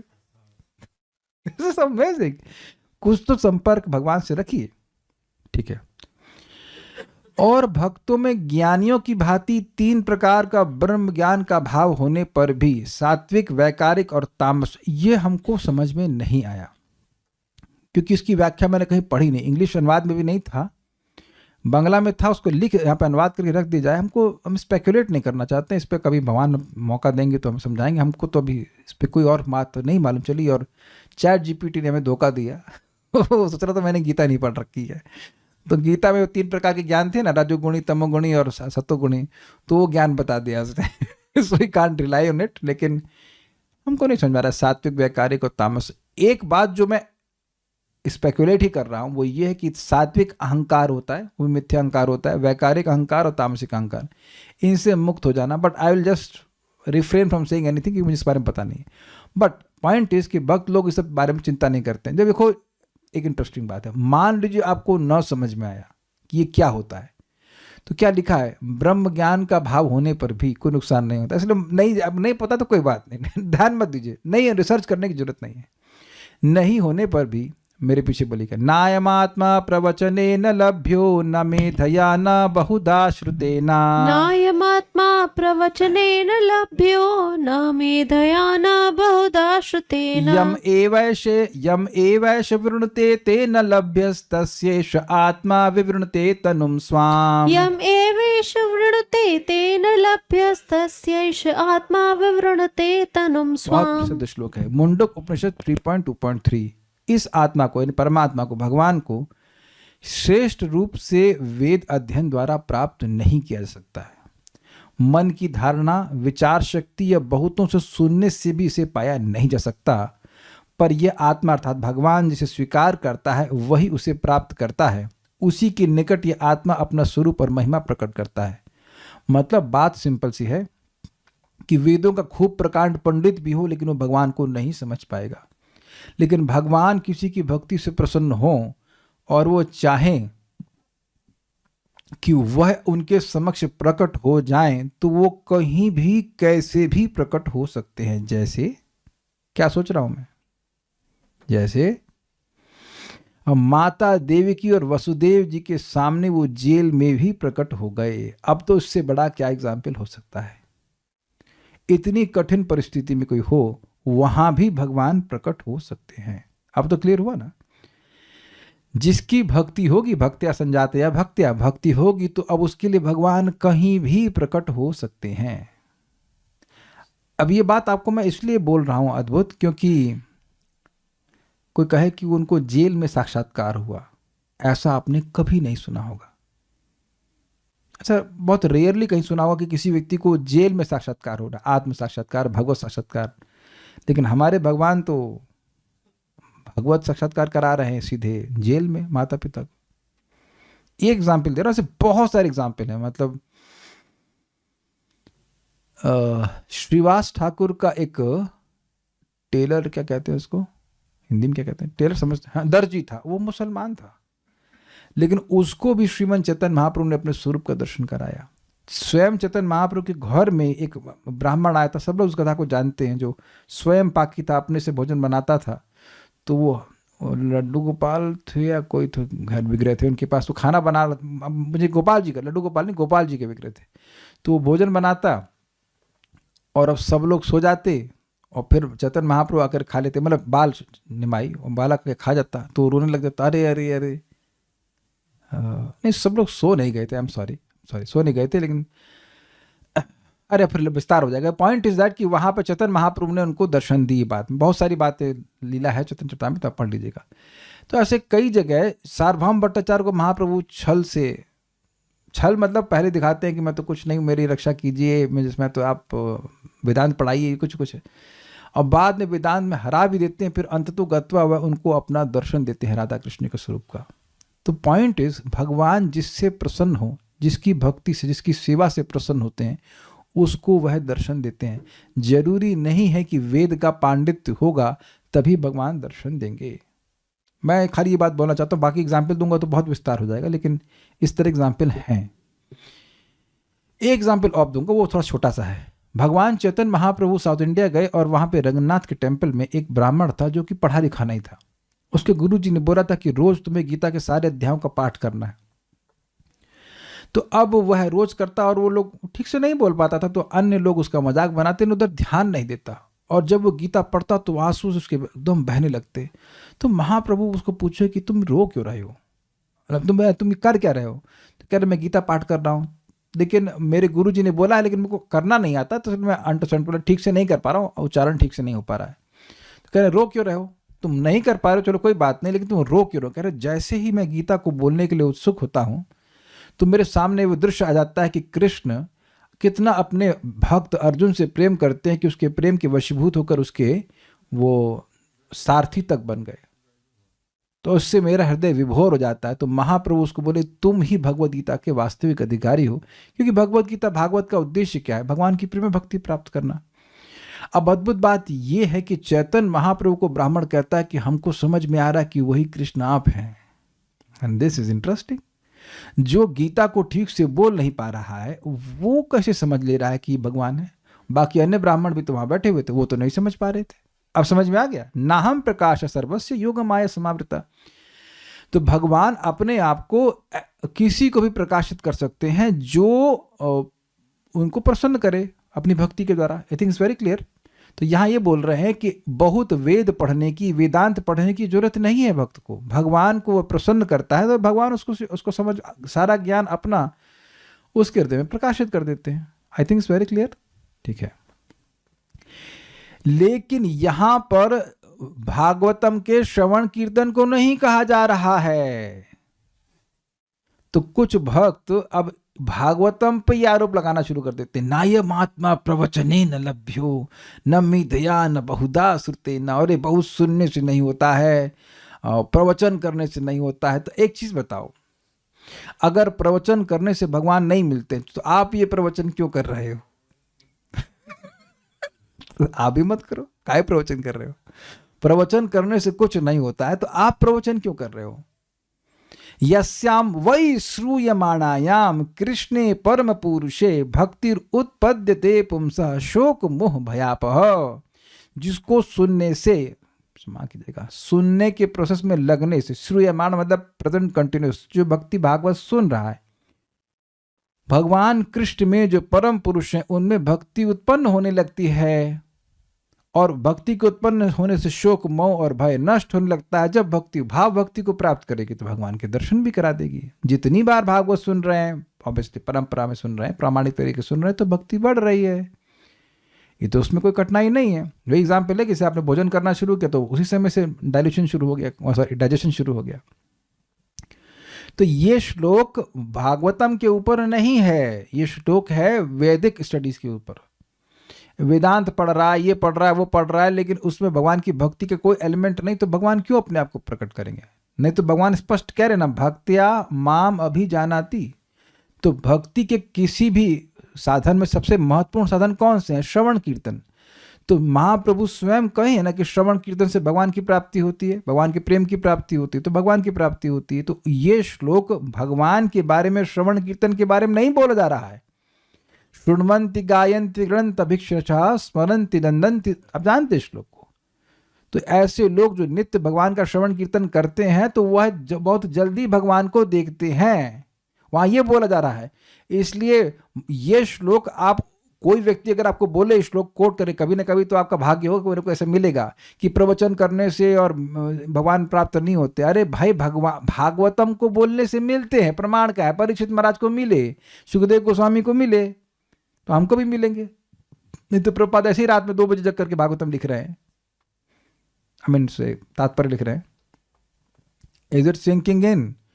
श्लोकों का दुरुपयोग नहीं करना चाहिए। श्लोक बाण नहीं है जो भक्तों पे ही चलाए जाए। श्रवण कीर्तन की भक्ति है, बिना श्रवण कीर्तन किए किसी को भगवान की प्राप्ति होती नहीं है। एवरीवन हैज टू डू श्रवण कीर्तन। I hope it is very clear. जितना भी किया जाए वो कम ही है, लेकिन यहां पे जो पांडित्यपूर्ण लोग कार्य करते हैं उससे प्राप्ति नहीं होती। ओके इस श्रुति वाक्य के अनुसार श्री भगवान की करुणा से भक्ति के द्वारा उनके रूप, गुण, लीला, ऐश्वर्य और माधुर्य का अनुभवात्मक ज्ञान से ही भक्तों को मोक्ष की प्राप्ति होती है। समझ में आ गई बात?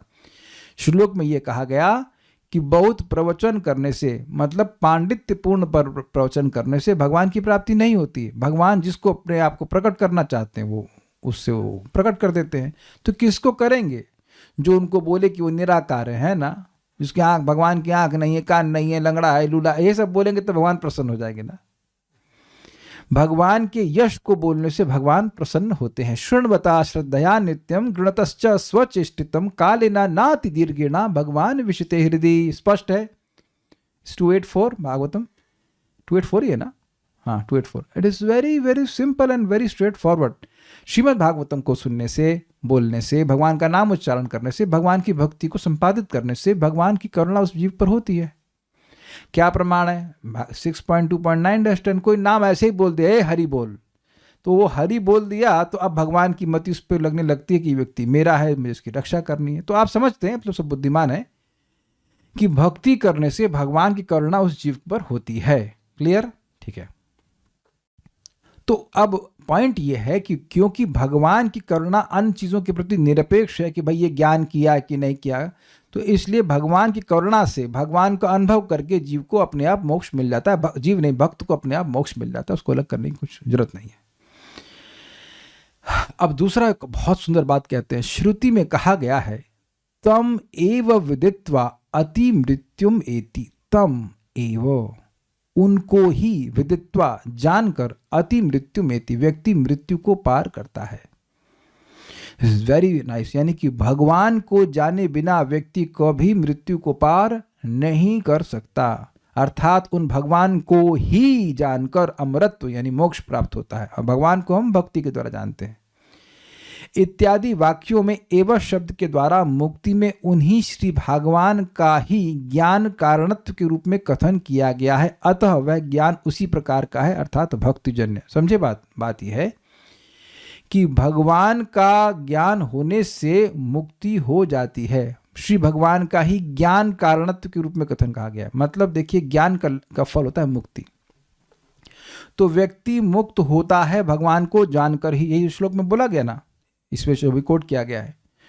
मुक्ति प्राप्त होती है भगवान को जानने से। तो ज्ञान का लक्ष्य क्या है? मुक्ति। जिसको ज्ञान प्राप्त हो गया वास्तव वो मुक्त हो जाएगा। तो जो मुक्त हो गया उसे ज्ञान मिल गया कि नहीं मिल गया? तो भगवान ज्ञान के कारण हो गए कि नहीं हो गए? जो भगवान को जान लिया वो मुक्त हो गया। भगवान को जानने से ही का मतलब क्या है? भगवान को जाने बिना मुक्ति नहीं होगी, एक। और भगवान को जान लिया, बाकी कुछ जाने या ना जाने से कोई मतलब नहीं। वेद बात नहीं, फटाफट से वेद के श्लोक बताइए। अरे जल्दी बताओ, गुरु महाराज काहे नाम रखे आपका वेद वादनी? कुछ तो वादन कीजिए वेद का, जल्दी से करिए। हरे कृष्ण मत बोल दो। हरे कृष्णा हरे कृष्णा कृष्ण कृष्ण हरे हरे, हरे राम राम राम राम राज प्रभु। जल्दी से टाइप करके बताइए वेद का वचन कुछ। अरे कुछ नहीं जानते, पता है क्या फायदा? तो आप समझ रहे हैं कि हम लोग वेद के श्लोक नहीं जानते हैं। We can't care less also. हम नहीं जाने और हम जानना भी नहीं चाहते हैं। सहस्त्र शीर्षा पुरुषा सहस्त्र व्हाटएवर, हम नहीं जानना चाहते। We don't know, we don't know and we don't want to know. समझ में आ गई बात? क्योंकि भगवान का नाम जानते हैं, भगवान को नाम बोलते हैं। भाई दुर्गा जी की बात माननी पड़ी, माता जी की बात माननी पड़ती है। माता जी कह रही हैं, दुर्गा जी कह रही है, अरे बेवकूफ अरे मूर्ख, तू वेद मत पढ़, क्या ऋग्वेद मत पढ़, साम वेद मत पढ़, कुछ मत पढ़, गोविंद गायति नित्य शब्द, गोविंद का नाम उच्चारण करो, हरे कृष्णा कृष्णा कृष्णा हरे हरे, हरे राम राम राम हरे हरे। ये सब बात है, समझ में आ गया? तो भगवान को जान लिया तो उसको अपने आप मुक्ति मिल गई, तो ज्ञान कारणत्व बताया गया। लेकिन जो ज्ञान भगवान को जान करके होता है वो कैसा ज्ञान है? जिसमें व्यक्ति को अपने स्वरूप का भी बोध होता है, भगवान कौन है ये सब भी बोध होता है, वह साइज में लीन नहीं हो जाता है सर्वथा उनके। अच्छा, एक पॉइंट ये भी है, तो कोई कहे कि अरे भाई भगवान तो असीम है, उनको कैसे जानेंगे, तो बड़ा मुश्किल है। तो कह रहे हैं ये आपसे एक्सपेक्ट भी नहीं किया जा रहा है ये आपसे एक्सपेक्ट भी नहीं किया जा रहा है कि भगवान को पूरा जान लीजिए। सर्वथा उनके स्वरूप का ज्ञान किसी के लिए भी पूर्णतः संभव नहीं है। Is it okay? तो ये तो आपसे उम्मीद ही नहीं की जा रही कि आप भगवान को पूरा जान लीजिए। जैसा कि श्रुति में कहा गया है, वेद में कहा गया है, यतो वाचो निवर्तन्ते अप्राप्य मनसा सह, तैत्तिरीय उपनिषद 2.4.1। जिस परम सत्य अर्थात भगवान को वाणी नहीं पा सकती और मन भी जिसे ग्रहण नहीं कर सकता, उससे शब्द और मन दोनों लौट आते। मतलब क्या हुआ? मतलब ये है, समझिए, जैसे कोई पक्षी है तो क्या वह आकाश में उड़ सकता है? वेदवाद नहीं, बोलिए, उड़ सकता है कि नहीं उड़ सकता है? मैंने सुना ही नहीं। सुनना तो आप काहे के लिए बैठी हैं? चौक लगाने के लिए दाल में? उड़ सकता है पूछ रही क्या बोले आकाश में सारे पक्षी उड़ सकते हैं, लेकिन अब मैं कहूं किसी पक्षी को जब उड़ के जाके नाप के बता कि आकाश कितना लंबा है, कितना चौड़ा है, तो उड़ करके आएगा लेकिन उसकी लिमिट नहीं पाएगा और लौट के आ जाएगा। आप समझ में आया? लेकिन क्या आकाश में उड़ सकता है? आकाश में उड़ सकता है। तो आकाश को नापना संभव नहीं है, लेकिन आकाश में उड़ना संभव है। तो कहने का अर्थ यह है कि वाणी के द्वारा भगवान का वर्णन संभव है, लेकिन वाणी के द्वारा भगवान का पूरा वर्णन संभव नहीं है। अब तो समझ में आ गया सबको? भाई श्रवणवंती गायंती तो चल ही रहा है, भगवान नारद जी गा रहे हैं, शिव जी गा रहे हैं, सब लोग गा ही रहे हैं भगवान का यश, लेकिन कोई कंप्लीट नहीं कर सकता है। क्लियर है? तो इसलिए दोष नहीं देखा जाएगा। अगर आप भगवान को पूरा नहीं समझे तो वह आपका दोष है नहीं, क्योंकि भगवान भी अपने को पूरा नहीं समझे। अभी देखिएगा आएगा, जब भगवान अपने को पूरा नहीं समझे हैं तो आप क्या समझ लेंगे, मैं कैसे समझ लूंगा? तो डोंट वरी अबाउट दैट। क्यों बोल रहा हूं कि कभी कभी आप सभी लोगों ने अनुभव किया होगा कि मान लीजिए शेक्सपियर का नॉवेल है या कुछ भी, अंग्रेजी का एग्जाम्पल दे रहे हैं, तो यार इतना सिलेबस नहीं पढ़ेंगे तो पार नहीं होंगे। किसी को अनुभव हुआ इस तरह का? ये लोग सब बेचारे अनपढ़ हैं, कोई एग्जाम्पल समझते ही नहीं कभी किए पढ़ाई वढ़ाई? तो रहता ना कि 80% तो सिलेबस कवर होगा तब पास होंगे, है ना? तो ऐसा कुछ नहीं कि अब 80% भगवान को जान लेंगे, 80% तो संभव ही नहीं है, लेकिन इतना जान लेंगे उतना जान, जो असीमित है उसका क्या 80% होगा बताइए? 80% of infinite is not infinite, 10% also is infinite. भगवान के अनंत गुण है और एक एक गुण जो है अनंत रूप से गहरा है, गंभीर है, तो कैसे समझ पाएंगे? लेकिन इसलिए इस बात का दोष आपको नहीं दिया जा रहा है। अच्छा, एक इंटरेस्टिंग बात है कि यहां पर भी हर भक्त एक लेवल से भाग श्लोक को नहीं समझ रहा है, वो भी दोष नहीं दिया जा रहा है। आप समझे कितना मजेदार बात है? जितना समझ लो, भाई गंगा जी बह रही हैं तो किसी के पास एक लोटा है छोटा सा, और कोई 5 लीटर की बोतल लेके जा रहा है, कोई पूरा टैंकर भर लेगा, तो जिसका जितना बड़ा पात्र है वो ग्रहण कर ले, कोई झगड़ा तो उस पर है नहीं। तो पॉइंट ये है कि ऐसा भी नहीं बोल रहे हैं कि भगवान को जानने से व्यक्ति मुक्त हो जाता है, लेकिन इसका अर्थ यह नहीं कि भगवान को 100% जानेगा तब मुक्त होगा। जितना जानने को उससे मुक्त हो जाएगा। प्रभुपाद जी दशम स्कंद में कहते हैं कि कंस को केवल इतना पता था कि विष्णु को मारा नहीं जा सकता, वो मुक्त हो गया। और भगवत गीता में प्रभुपाद कहते हैं कि जो गीता पढ़ने की शुरुआत से स्वीकार कर ले कि कृष्ण भगवान है, वही मुक्त हो जाता है। और आपको लगेगा लेकिन इस समय तो कलयुग में ऐसे बहुत लोग हैं जो भगवान को भगवान नहीं स्वीकार करते हैं,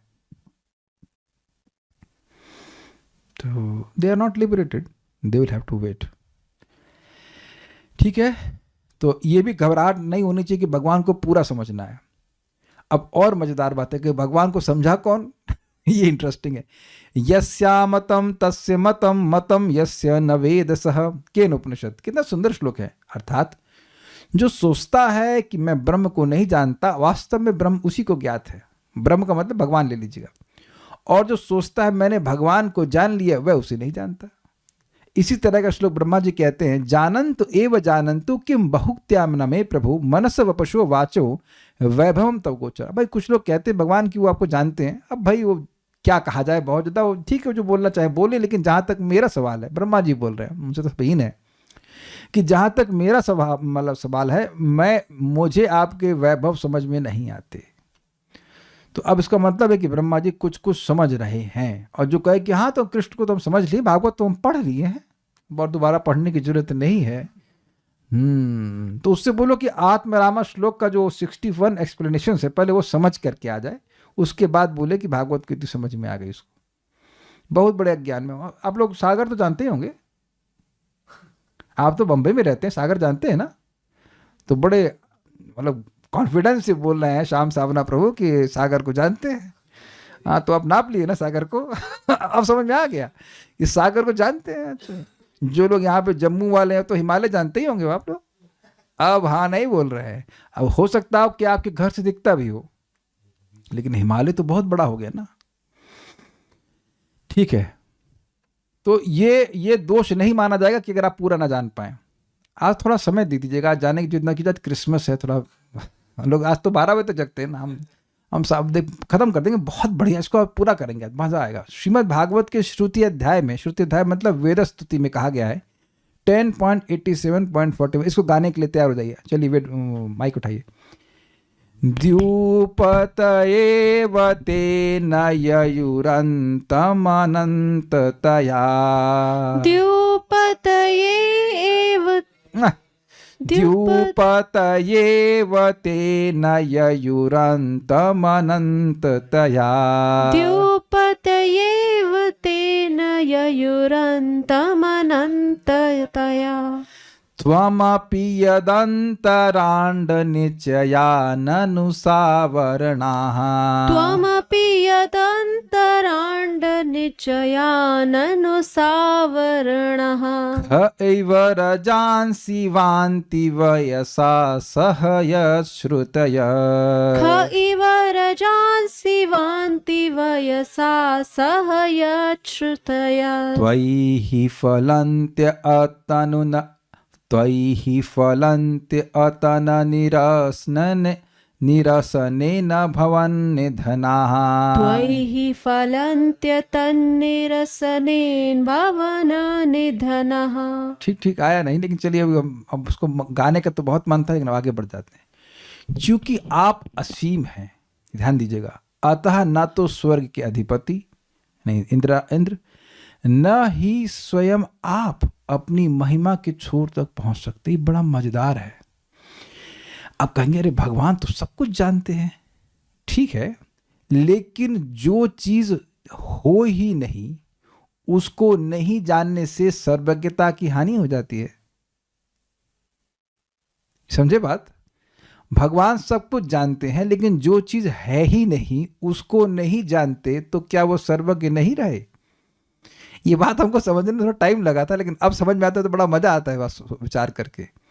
तो भगवान की महिमा का लिमिट है ही नहीं, इसको अंडरलाइन कीजिएगा, समझिएगा। जब वो है ही नहीं तो भगवान सर्वज्ञ हो करके भी ना जाने तो क्या नुकसान है? Did you get this point? तो भगवान ही अपनी महिमा को पूरा नहीं जान रहे हैं, तो अब आप और मैं इतने भी नहीं, हम लोग बहुत छोटे से जीव भगवान की महिमा को पूरा ना जाने तो कौन सी बड़ी बात है? क्या मुझे लग गया? Very good. असंख्य ब्रह्मांड अपने अपने खोलों में लिपटे हुए कालचक्र के द्वारा आपके भीतर घूमने के लिए उसी तरह बाध्य हैं जिस तरह आकाश में धूल के कण इधर उधर उड़ते रहते हैं। कुछ समझ में आया? कितनी सुंदर व्याख्या की दी जा रही है। अब कितने ही धूल कण उड़ रहे हैं आकाश में, उसकी कोई गिनती नहीं। ऐसे पूरे ब्रह्मांड मतलब धूल के कण की तरह इधर डोल रहे हैं। उसमें आप कहाँ हो और मैं कहाँ हूँ और कितने इंपॉर्टेंट है आप समझ लीजिएगा। और हमारी समस्या कितनी इंपॉर्टेंट है, तो बहुत इंपॉर्टेंट बात है। श्रुतियां आपको अपने अंतिम निष्कर्ष के रूप में प्रकट करके सफल बनती हैं, क्योंकि वे आपसे पृथक हर वस्तु को अपनी निरसन विधि से विलुप्त कर देती है। निरसन मतलब ये भगवान नहीं, ये भगवान नहीं, इस तरह से। लेकिन वो पॉइंट यहाँ पे नहीं है। बस पॉइंट इतना है कि भगवान की महिमा असीमित है और भगवान भी उसके और छोर को नहीं जानते, तो अब जीव से ये उम्मीद की ही नहीं जा रही है कि भगवान को वो पूरा पूरा जान ले। जैसे भगवान ऐसे ही भगवान का नाम, रूप, गुण, लीला, क्योंकि धाम भी वैसे ही भगवान के समान असीमित शक्ति वाला है।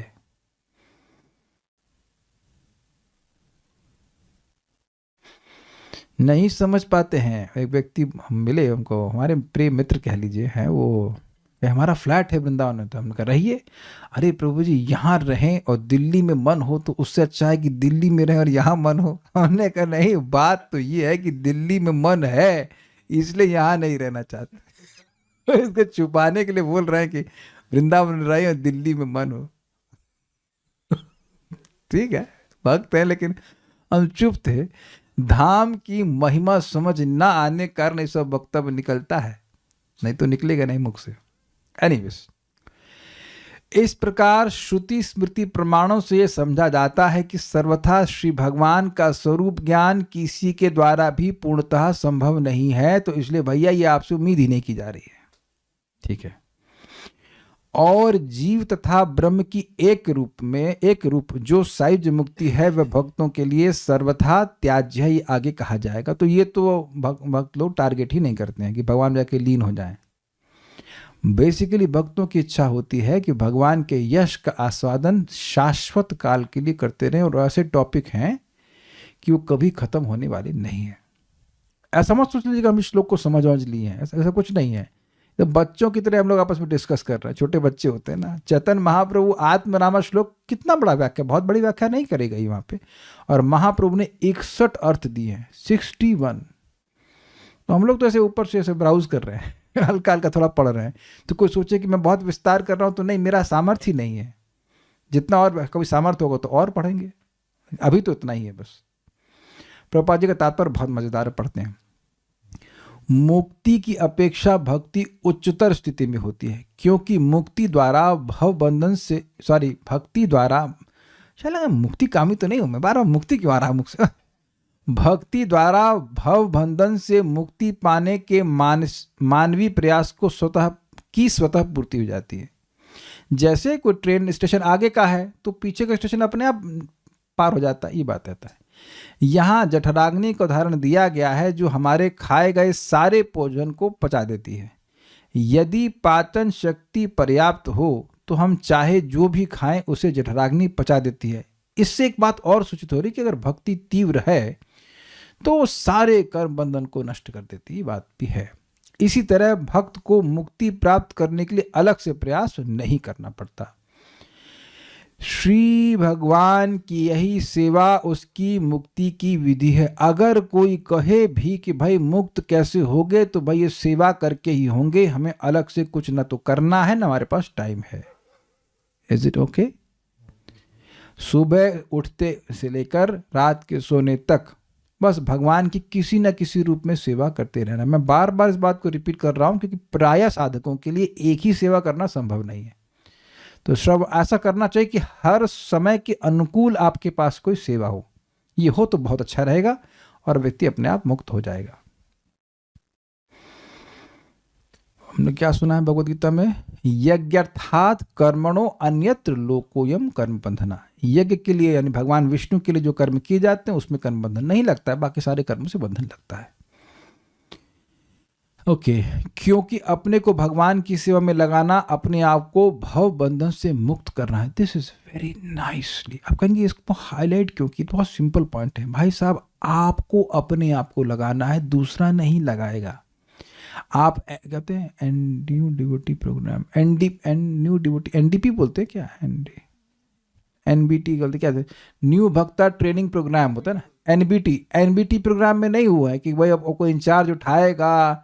एनडीपी, हाँ एनडी बोलते, न्यू डिवोटी प्रोग्राम लगे हुए हैं। अरे भाई खुद विवेक रखिए और खुद दवा को ग्रहण कीजिए, भक्ति कीजिए। You make sure that you have your program in which you are engage in devotional service because it's you going to be liberated. हाँ, ये समझ में रहे हैं, अपना विवेक होना चाहिए। दवा दे दी डॉक्टर साहब ने, अब कहे डॉक्टर साहब कहे लाओ भाई पानी गर्म कर लूँ, ये लीजिए थोड़ा लीजिए पानी लीजिए पिला दे, ऐसा तो ना होता भाई। क्यों विद्वान ऐसा करते हैं क्या डॉक्टर साहब? नहीं, ऐसा तो कोई करता नहीं है, ऐसे भाई साहब भी नहीं करते। कौन करेगा? खुद करना होता है ना। This is very simple. ये विवेक होना चाहिए कि इस कार्य से बंधन हो रहा है, इस कार्य से मेरा मोक्ष हो रहा है। और हमारा कार्य मोक्ष बड़े सिंपल है, भगवान की भक्ति करना, ये है सिंपल। अपने से लगाना होता है। यस, शुरुआत में कुछ ट्रेनिंग दी जाती है, समझाया जाता है, लेकिन फिर व्यक्ति को खुद का विवेक जागृत कर लेना चाहिए कि उसके कार्य भगवत संबंधी ही होते चले जाएं। श्री बिल्व मंगल ठाकुर ने इस स्थिति को अच्छे ढंग से व्याख्या की है। वे कहते हैं यदि परमेश्वर के चरण कमलों के प्रति हमारी अटूट भक्ति है, अटूट भक्ति मतलब नॉन स्टॉप भक्ति है, तो मुक्ति मेरी दासी है। मुक्ति मुकुलितांजलि सेवते अस्मान। मुक्ति मुकुलितांजलि, मुकुलित मीन्स अंजलि को जोड़े हुए, मुकुलित, सेवते अस्मान, मेरी सेवा करने के लिए प्रतीक्षा कर रही है। धर्मार्थ काम प्रतीक्षा नाम से कर श्लोक है, पूरा श्लोक में कोई याद नहीं, लेकिन मुक्ति प्रतीक्षा करे कि एक बार सेवा का मौका अवश्य दे, ऐसे करे। यह मुक्ति रूपी दासी वह सब करने के लिए सदा सन्न रहती है जो मैं कहता हूं, बेसिकली दासी के रूप में सेवा करना चाहती है। भक्त के लिए मुक्ति कोई समस्या ही नहीं है, उसे किसी पृथक प्रयास के बिना ही मुक्ति मिल जाती है। अतः भक्ति मुक्ति अर्थात निर्विशेषवादी स्थिति से श्रेयस्कर है। श्रेयस्कर मीन्स बेटर है, कल्याणकारी है। निर्विशेषवादी मुक्ति प्राप्त करने के लिए कठिन तपस्या करते हैं, किंतु भक्त मात्र भक्ति योग में विशेष रूप से हरे कृष्ण महामंत्र के कीर्तन में लगकर तथा श्री भगवान को अर्पित भोग के बचे हुए भाग से भोजन ग्रहण करके अपनी जीभ पर तुरंत नियंत्रण पाकर इसे प्राप्त कर लेता है। हरे कृष्णा कृष्णा कृष्णा हरे हरे, हरे राम राम राम हरे हरे। एक बात बिल्कुल छूट गई, वो बताना बहुत जरूरी है। हमने भी सुना था कि भगवान जिसको भगवान अपने आप को प्रकाशित करना चाहते हैं उसको कर देते हैं, उसे ज्ञान और कुछ हो या ना हो। तो ये कौन होगा, तो उसका वर्णन बिल्कुल स्पष्ट कहा गया है। अतः श्री कृष्ण नामादि न भवेद ग्राह्यम इंद्रिय सेवोन्मुखे ही जीवादौ स्वयं एव स्फुरत अधः। भगवान के नाम रूप गुण आदि सब दिव्य हैं, तो भौतिक इंद्रियों से समझ में नहीं आते, न बुद्धि से। लेकिन जब जीव से नाम उच्चारण करते हैं और जीव से भगवत प्रसाद ग्रहण करते हैं, तो अपने आप भगवान उस भक्त को प्रकाशित करने लगते हैं। ये फॉर्मूला भी हम सीख लें कि भगवान किसको प्रकाशित करते हैं। प्रभुपाद जी गुरु महाराज कहते थे, don't try to see Krishna because you can't see him. वो अधोक्षज है। Try to work in a way so that Krishna wants to see you, अर्थात भगवान अपने आप को प्रकाशित करना चाहें। तो किसको प्रकाशित करेंगे? जिसकी जीभ संयमित है। अगर जीभ संयमित नहीं है तो आप और मैं ये केवल डंका पीट सकते हैं, मतलब ढिंढोरा कर सकते हैं कि हमारी इंद्रियां संयमित हैं, कि वो हो नहीं सकती हैं, क्योंकि सारी इंद्रियों को फीड मिलता है जीभ से। अगर जीभ से भौतिक वार्ता बोलते हैं तो मिथ्यांकार पुष्ट होगा ही कि मैं देह हूं, और फिर उसके अनुसार इंद्रियों को कार्य करना ही पड़ेगा। तो अगर कोई जीभ को नहीं कंट्रोल किया है तो कह दे कि मैं अपने इंद्रियों को सीमित कर सकता हूं, इट इज इम्पॉसिबल। इसीलिए महाप्रभु ने क्या बोला? बोलो कृष्ण, पहले कृष्ण का नाम बोलो। इसीलिए सुबह सुबह पहले नाम बोलो। कुछ ये हम बहुत डिटेल में चर्चा की थी, लेकिन जैसे ही भोग मतलब कुछ मटेरियल बातें करना शुरू करेगा तो तुरंत ये मोह उत्पन्न हो जाता है कि मैं देह हूं। तो उसके बाद तो फिर इंद्रिय कहां सीमित कर पाएंगे? इंद्रिय सीमित करने का प्रोग्राम ही नहीं रहेगा। उम्मीद है कि समझ में आ रहा होगा बात, और ये कैच कर पा रहे होंगे इन टर्म्स ऑफ रियलाइजेशन। और जीव से प्रसाद ग्रहण करेंगे तो इंद्रियां स्पिरिचुअल हो जाती हैं, नहीं करेंगे तो भौतिक रहती हैं। तो बात आप समझते हैं। जीव पर नियंत्रण होते ही अन्य सारी इंद्रियों पर स्वतः ही नियंत्रण प्राप्त हो जाता है। इसकी व्याख्या मैंने अभी आपके सामने कर दी। इंद्रियों का नियंत्रण निग्रह ही योग की पूर्णता है, और जो ही मनुष्य अपने आप को भगवान की सेवा में लगा देता है उसकी मुक्ति तुरंत हो जाती है। बहुत सिंपल है। भगवान का प्रसाद ग्रहण कर रहे हैं तो कोई कर्म लग रहा है, भगवान की बात बोल रहे हैं, नाम जप कर रहे हैं, तो स्पष्ट है कि भगवान के लिए कोई भी कार्य कर रहे हैं तो कोई बंधन नहीं लग रहा है, अभी तो पुराने बंधन भी खुलते चले जा रहे हैं। कपिल देव इसकी पुष्टि कर रहे हैं कि भक्ति सिद्धि यानी मुक्ति से श्रेष्ठकर है। तो उम्मीद है कि बात समझ में आ गई होगी। और कोई प्रश्न यहाँ पे किसी भक्त का तो नहीं है। So will stop here, we finished almost in time. So thank you so much. Srimad Bhagavatam की जय, श्री श्री कपिल देव भगवान की जय, श्रील प्रभुपाद की जय। एक ऐसे प्रश्न है वो बना बना के करते हैं तो उसको हम नहीं ले रहे, उनकी भी जय।